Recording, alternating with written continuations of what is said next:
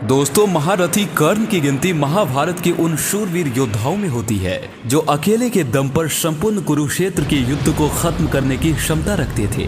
दानवीर कर्ण कितने बड़े योद्धा थे यह बात तो हम सब जानते हैं, लेकिन क्या आप दानवीर कर्ण के पुत्र वृषकेतु के बारे में जानते हैं?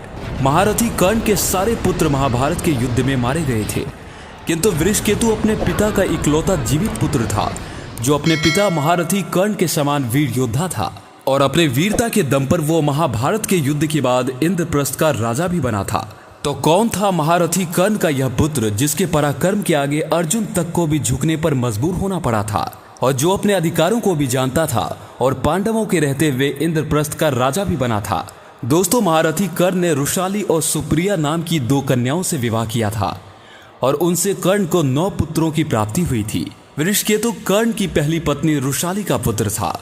महाकाव्य महाभारत में कर्ण की पत्नी रुशाली का वर्णन बुद्धिमान, चरित्रवान और पतिव्रता स्त्री के रूप में किया गया है। एक सूत पुत्री होने की वजह से और कर्ण ने अपने पिता अधिरथ के आग्रह पर रुशाली से विवाह किया था। कहा जाता है कि रुशाली दुर्योधन के विश्वास पात्र सत्यसेन की बहन थी।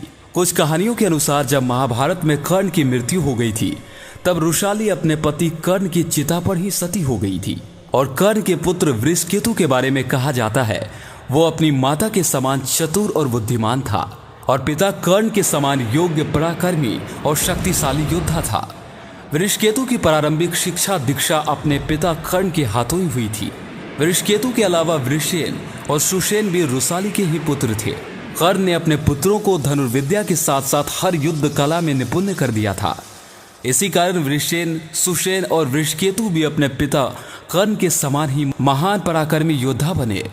इनको हर एक प्रकार के दिव्यास्त्रों का ज्ञान था। इसी कारण इन्होंने महाभारत के युद्ध में अपने पिता के समान ही कौरवों का युद्ध में साथ दिया। चित्रसेन, सत्यसेन, शत्रुंजय, दीपात, प्रशन और वर्णसेन कर्ण के अन्य पत्नी के पुत्र थे और यह भी योद्धा अपने पिता कर्ण के समान युद्ध कौशल में माहिर थे।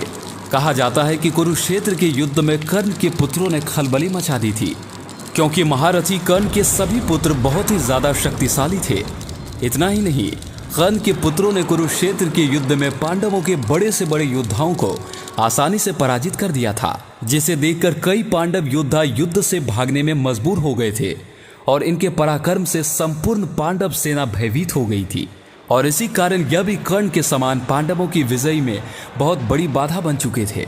इसीलिए पांडवों को यह ज्ञात हो गया था कि जब तक कर्ण और उनके पुत्रों को रास्ते से नहीं हटाया जाएगा हम विजय को प्राप्त नहीं हो सकते। और इसके बाद जो हुआ हम सबको ज्ञात है। महाभारत युद्ध के 17वें दिन जब कर्ण और अर्जुन के मध्य महाविनाशक युद्ध हुआ और अर्जुन ने छल से कर्ण का वध कर दिया, उसी दिन अर्जुन के साथ कर्ण के 3 पुत्रों का भी युद्ध हुआ था जो काफी भयानक था और वो तीनों भी अपने पिता कर्ण की तरह अर्जुन के हाथों ही वीर गति को प्राप्त हो गए।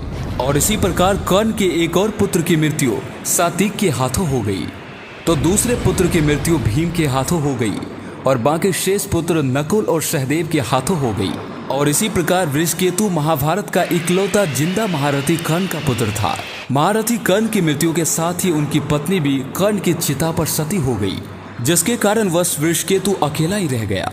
किंतु कहा जाता है कि वृषकेतु बचपन से ही अपनी माता के साथ रहा, जिसके कारण अपनी माता के समान ही संस्कारों ने उसके मन में जन्म लिया और उसने कभी भी अपने मन में बदले की भावना का निर्माण नहीं किया और कभी भी पांडवों और अर्जुन के बारे में गलत नहीं सोचा, क्योंकि कर्ण का यहाँ पुत्र वृषकेतु को धर्म और अधर्म का अच्छे से ज्ञान था और वह इस बात से भी परिचित था कि किन परिस्थितियों में उसके पिता कर्ण ने कौरवों का साथ दिया था। और कहा जाता है कि जब महाभारत का युद्ध समाप्त हो गया तब युधिष्ठिर को हस्तिनापुर का राजा बना दिया गया था और उन्हें यह भी ज्ञात हो गया था कि कर्ण हम में सबसे ज्येष्ठ था। किंतु तब यह भी ज्ञात होता है कि कर्ण का एक पुत्र वृषकेतु अभी जिंदा है, तो उन्होंने उसे अपने महल में बुला लिया था।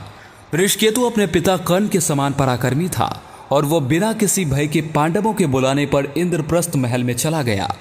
किंतु वृषकेतु के मन में एक प्रश्न उठ रहा था कि शायद पांडव उसे पसंद नहीं करते, क्योंकि वो महारथी कर्ण का पुत्र था।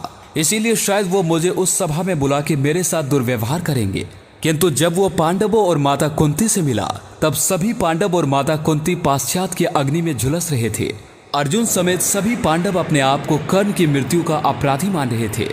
अपने बड़े भाई कर्ण और अपने भतीजे की मृत्यु का उन्हें बहुत ही ज्यादा दुख हो रहा था तथा वह एक बात से प्रसन्न भी हो रहे थे क्योंकि उनका एक भतीजा अभी जीवित है और इसी कारणवश वृषकेतु को पांडवों से बहुत ही स्नेह प्राप्त हुआ। अर्जुन ने उसे कई प्रकार के दिव्यास्त्रों की शिक्षा भी दी थी जिसमें ब्रह्मास्त्र तक का ज्ञान भी शामिल था और फिर बाद में युधिष्ठिर ने वृषकेतु को इंद्रप्रस्थ का राजा भी घोषित कर दिया था।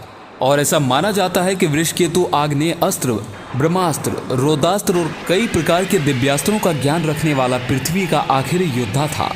तो दोस्तों, क्या आप इससे पहले महाभारत के इस गुमनाम पात्र के बारे में जानते थे? हमें कमेंट करके जरूर बताइएगा।